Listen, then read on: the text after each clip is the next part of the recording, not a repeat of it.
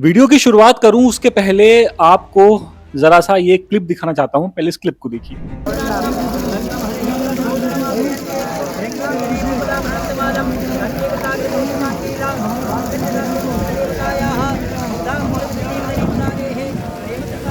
जैसा कि आपने इस क्लिप में देखा, हमारी ये खबर इसी क्लिप पर आधारित है, क्योंकि अभी आपने जो वीडियो देखा है, ये वीडियो मध्य प्रदेश के सीहोर में मौजूद भैरुंदा का है, जहां पर चैत्र नवरात्रि जो अभी खत्म हुई, उस चैत्र नवरात्रि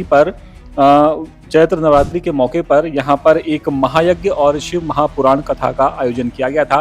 और जब ये शिव महापुराण कथा खत्म हुई, तो कथा खत्म होने के बाद में जो नर्मदा नदी यहाँ से निकलती है, नर्मदा नदी में 11,000 लीटर, जी हाँ, आप बिल्कुल ठीक सुन रहे हैं, 11,000 लीटर दूध नर्मदा जी में चढ़ाया गया है। और वो भी बाल्टियों से नहीं, जग से नहीं, लोटे से नहीं, बल्कि टैंकरों से।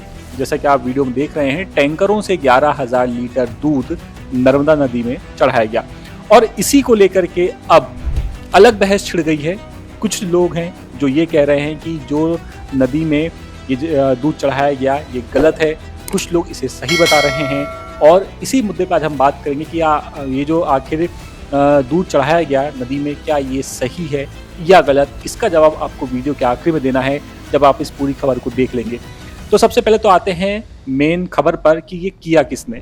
ये जो महायज्ञ था, शिव महापुराण कथा जो हुई, ये की किसने। तो आपको बता दें कि कथा के आयोजक थे संत शिवानंद महाराज। इन्होंने ये कथा की, महायज्ञ किया, और इसके बाद इन्होंने और इनके जो समर्थक हैं, जो वहाँ के जो लोग हैं, स्थानीय लोग हैं, इन्होंने 11,000 लीटर दूध नर्मदा नदी में चढ़ाया। इस पूरे मामले को लेकर के जब ये वीडियो वायरल हुआ तो कुछ लोगों ने इसका विरोध किया।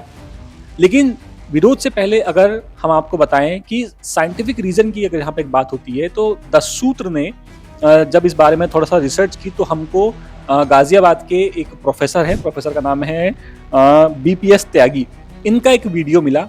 आपको पहले ये वीडियो सुनाते हैं जिसपे इन्होंने साइंटिफिक रीजन की बात की है, सुनिए। साइंस कहता है कि जो जीव जंतु पानी में रहते हैं, अगर हम मिल्क डालते हैं तो मिल्क उस एरिया का ऑक्सीजन कट ऑफ कर देता है, और ऑक्सीजन अगर कट ऑफ करता है तो जो जंतु उसमें हैं उनकी डेथ हो जाती है। दूसरी बात ये है कि जो कीटाणु बैक्टीरिया उसमें होते हैं वो उससे और ज़्यादा एग्रेसिव हो जाते हैं, और जो उन बैक्टीरिया को खाने वाला वायरस है, जिसको बैक्टीरियोफेज कहते हैं, वो इतने बैक्टीरिया को खा नहीं पाता है, तो पानी सड़ जाता है। तो अगर हम साइंटिफिक वे में देखते हैं तो इसको दूध डालने को गलत बताया जा रहा है। स्पिरिचुअल अगर हम देखते हैं तो उसको ठीक बताया जाता है। तो सुना आपने, प्रोफेसर त्यागी ने बताया कि क्योंकि जब आप नदी में दूध चढ़ाते हैं या इस तरह का कुछ भी काम करते हैं, तो पानी में जो ऑक्सीजन मौजूद है, वो ऑक्सीजन उस आसपास के पानी की ऑक्सीजन कम हो जाती है और इससे जलीय जीवों को नुकसान पहुंच सकता है, ये इनका कहना है। लेकिन इसी को लेकर के जब दस सूत्र ने, जो शिवानंद महाराज हैं, इनसे बात की, तो इन्होंने कहा कि वो ऐसा फिर करेंगे और अगली बार वो दूध नहीं बल्कि अगली बार वो घी चढ़ाएंगे। इन्होंने कहा कि इन्हें इस बात से कोई फर्क नहीं पड़ता कि कोई क्या कहता है। महाराज ने कहा है कि ये जो पूरा काम है, जो पूरी आलोचना है, ये राजनीति से प्रेरित है। और नर्मदा में नाले का पानी मिल रहा है, तब कोई कुछ क्यों नहीं बोलता। नर्मदा नदी में अवैध रेत का खनन होता है, तब कोई कुछ क्यों नहीं बोलता। और इन्होंने ये कहा है कि वो अब हजारों लीटर दूध चढ़ाएंगे, इन्हें इस बात से बिल्कुल कोई फर्क नहीं पड़ता है। और इनका ये भी कहना है कि इस महायज्ञ में इन्होंने लगभग 8 से 8 लाख रुपए खर्च किया है। अब इसके बाद ये तो रही एक साइंटिफिक बात, और जिन्होंने कथा की और जिन्होंने दूध चढ़ाया, महायज्ञ किया, उनकी बात। अब इसे लेकर के जो एक और पक्ष है, हमने जब और लोगों से बात की, हमने जब इस पूरे मामले को लेकर के, एक हैं पंडित विवेक तिवारी, पेशे से ये अधिवक्ता भी हैं, इनसे बात की, तो इन्होंने क्या कहा आपको ये भी सुना देते हैं। इनका बयान दिया, जरा सुन लीजिए। मां नर्मदा में दुग्धा अभिषेक करना बहुत ही पवित्र माना जाता है।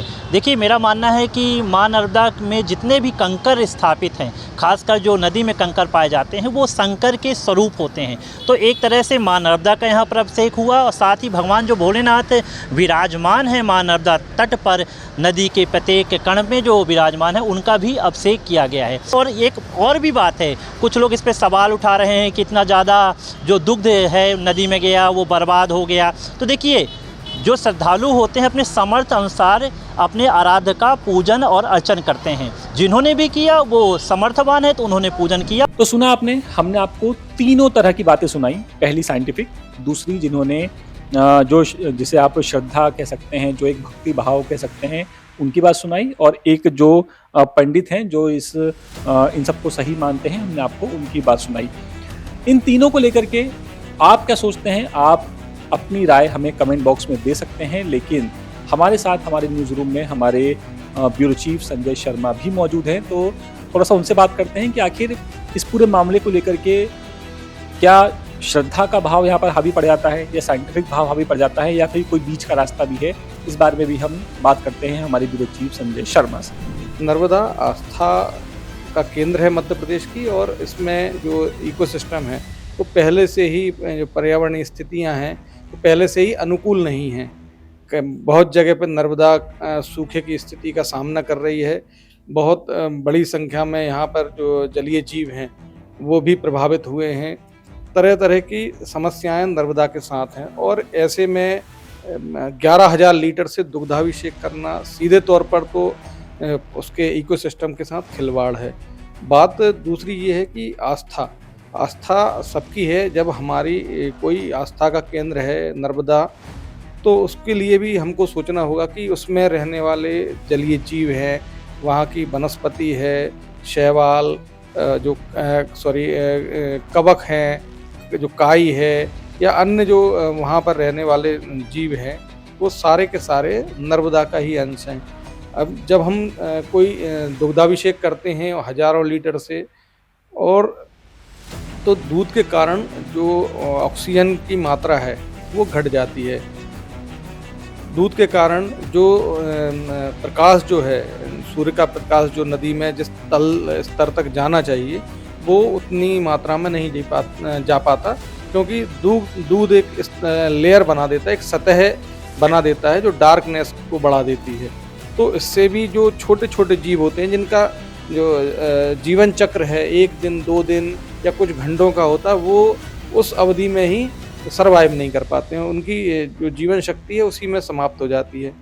तो तीसरा जो तथ्य है ये है कि दूध कार्बनिक पदार्थ है, और जब ये नदी में जाता है, नदी में कई तरह की चीज़ें होती हैं जो दूध को उस दूध को ख़राब कर देती हैं। जब दूध ख़राब होता है, दूध ख़राब होने के बाद जो उसमें किवड़न और अन्य चीज़ें होती हैं, जिसके कारण बैक्टीरिया को तो बल मिलता है, लेकिन यह भी बैक्टीरिया जो जलीय जीव होते हैं, दूसरे जलीय जीव हैं या अन्य वनस्पति है, उस पर बुरा असर डालता है।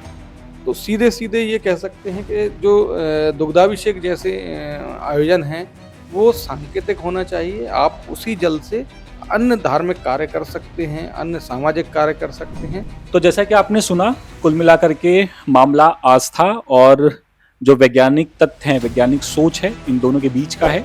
जाहिर सी बात है, क्योंकि हमारा देश बहुत ही प्राचीन वक्त से आस्था का बहुत बड़ा केंद्र रहा है, इसलिए हमारी आस्थाएं बहुत चीज़ों से जुड़ी हुई होती हैं, चाहे वो पत्थर ही क्यों ना हो। हम तो पत्थर में भी अपनी आस्था ढूंढ लेते हैं। वक्त है हमें आस्था और विज्ञान दोनों के बीच में संतुलन बनाना होगा, ताकि हमारा इकोसिस्टम भी खराब ना हो और हमारी आस्था भी बनी रहे। अब इस पूरे मामले पर आपकी राय क्या है, आप हमें कमेंट करके बता सकते हैं। और वीडियो पसंद आया हो तो 10 सूत्र को सब्सक्राइब करना बिल्कुल मत भूलिएगा। कैमरा पर्सन सईद खान के साथ मैतुल द्विवेदी, 10 सूत्र, भोपाल।